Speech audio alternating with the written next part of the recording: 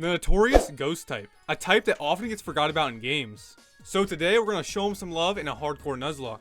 But there's some issues right off the bat. There's only 6 Ghost type encounters throughout the entire game, with most of them being really late in the game. So I questioned myself if this challenge was even possible. But I decided it was up to me to figure it out, so let's see. Almost all the Ghost encounters in this game are very late. So for us to even start the run and have a chance of winning, we have to give ourselves 2 encounters. I decided on Golett and Shuppet because they're not very strong and they can't be obtained until very late in the game. And you're going to see that these two struggle a lot. After saving Herdier, it's time for Charon, and I'm not very confident. Both of his mons have Bite, and this fight can go south very fast. And with us not being able to click Shadow Punch, we are forced to go for Rollout and get lucky. And on our second Rollout, we end up getting a crit. But now Lillipup comes in, who can hit us very hard with Bite. And at this point in the fight, if we miss Rollout, we're gonna wipe. But Rollout comes in clutch, and we get our first gym badge. We then head over to the second gym, where I'm hoping Shuppet can put in some work. So I start the fight off by going for Will-O-Wisp on Coughing. My hope going into this fight that Shuppet would take out Coughing, and Golett would end up taking out Whirlipede. But Shuppet hits like a wet noodle. This thing is so weak. So I get to low HP and decide it's time to switch into Golett. But as soon as I switch, they go for a Super Potion. And after seeing Shadow Punch's damage, I decide it's time to go for Rollout again. Especially since it's going to be super effective against the Whirlipede. And I figured with it being built up 3 times that it would take it out in one hit, but Whirlipede somehow lives. And now there's so many ways we can wipe right here. But by some miracle we live on 2 HP and end up hitting the last Rollout to take out Whirlipede. Next up on the chopping block is Berg. And there's no encounters till him, so my tag team's gonna have to do it. And let's just say my matchup for Berg is, well, terrible. What? We're flying to Philadelphia! Oh, hell no! Like and subscribe to save a Golett's life today. I know we're gonna need all the help we can get for Berg, so I decided to get the leftovers and the Eviolite. Going into it, Golett has the Eviolite and Shuppet has the leftovers. And we are lucky these gym leaders have physical attackers, because if not, this would be so much harder. So we start off getting a burn, and we end up going for Nightshade so Shuppet can actually do damage now. With Swadloon burned, we easily take it out. Dwebble has Feint Attack for some reason, but we live and burn it. And now with Shuppet weak, it's time to switch into the Eviolite Golett and go for Rollout and try to get lucky again. With Dwebble being burned and having the Eviolite, it's doing no damage to us. But after 2 Rollouts, it dies to burn, which could be really bad for us, because our power of Rollout might not be strong enough anymore. And then we get an insane crit and defeat Berg. After struggling against the 3rd gym, we get a much needed encounter. And it ends up being Yamask. Even with this encounter though, the team's still looking pretty weak. With a new member of the team, we're ready for the 4th gym. And unlike the last gym, Golett has an amazing matchup. Amolga ends up going for Volt Switch, but we end up burning Zebstrika, which is massive. I know now it's time to switch into Golett, but he goes for Pursuit and almost takes us out. But with Zebstrika burned, Golett should be able to take care of it easily with Magnitude. And we do by getting another crit.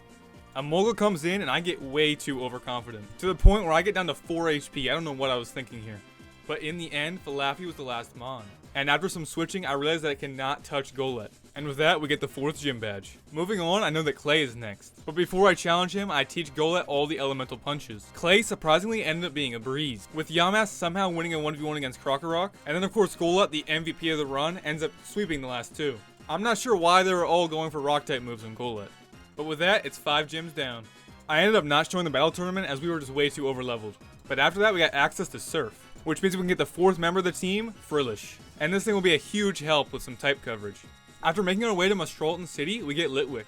And before Skyla, we get some much needed Evos. With a team almost completed and some new evolutions, it's time for Skyla. This fight's not very interesting, so I'm not going to bore you. But something to note is the strategy that I use for this fight is Hex, where almost all of my mons learn it.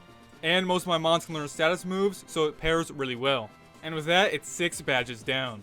After defeating Skyla, we head to Reversal Mountain, where we can get our last encounter, which ends up being Drifloon, which if you want me to be honest with you, I'm not too excited about.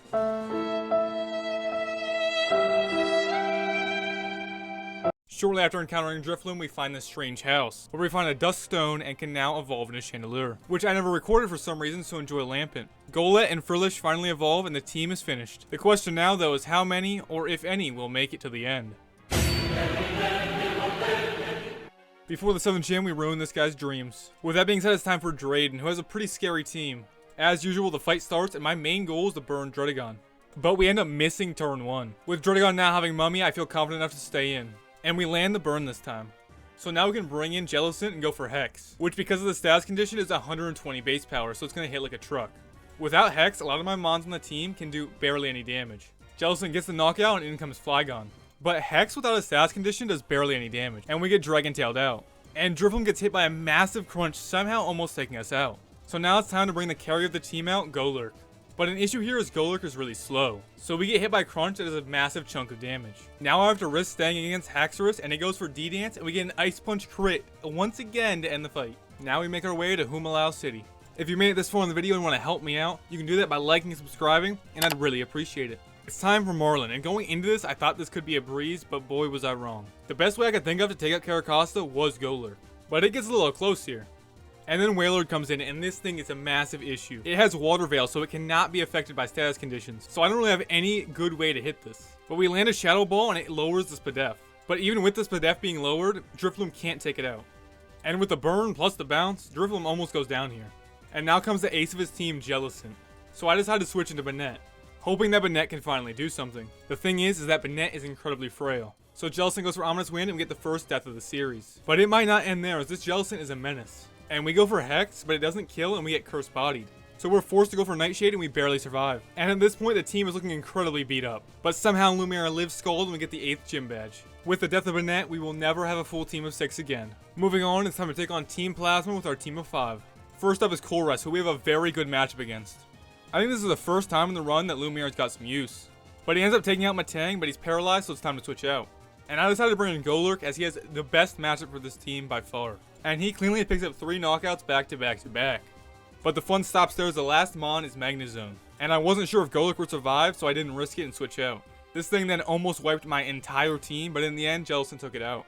So we defeat Colress, but coming up next is probably the hardest fight for this team. And that fight would be Getsis, whose ace is holding a Life Orb and is Dark and Dragon. Not to mention the rest of the team just being a straight up bad matchup. And this is the last big challenge before the E4. Will my team of 5 only Ghosts be able to take down Getsis, or is this the end of the run?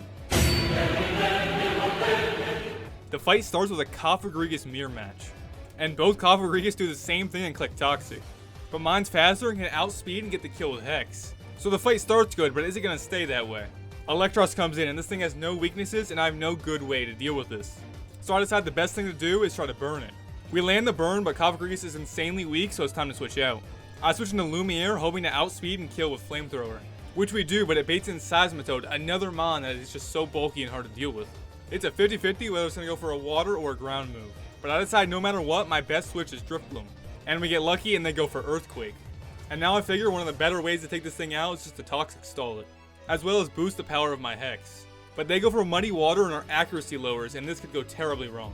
But in the end, we end up not missing, and we go down to 25 health, but take out Seismitoad to the poison. Toxicroak comes in, and this is probably the easiest Mon to deal with on this team. So I switch in Golurk and take it out with Earthquake, not before getting Sucker Punch though and being at half health. And then the menace, the reason this fight is going to be so hard for us, Hydreigon comes in. I'm pretty sure it's faster than our whole team, and with Life Orb Crunch, it probably one-shots almost anything.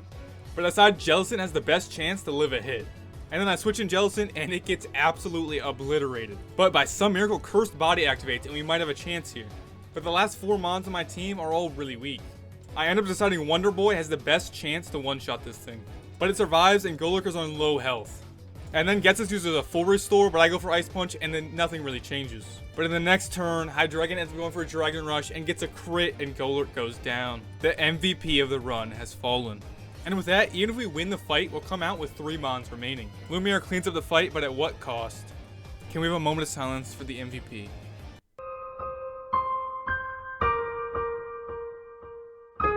With that, we will be heading into the E4 with a team of 3. And this game's champion is no joke. Not to mention having a Dark Elite 4 member. But first, we gotta take care of our rival.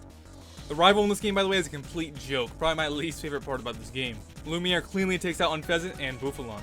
But then comes in Samurott, and things actually get kind of scary.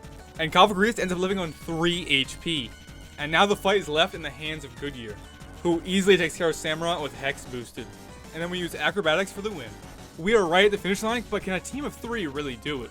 Before the E4, I got any items I needed, and because of the Pokemon World Tournament, we could get the Choice Specs, which will be huge. We got the Ghost Gem on Goodyear, and we have the leftovers, which we've had for forever on Cofagrigus.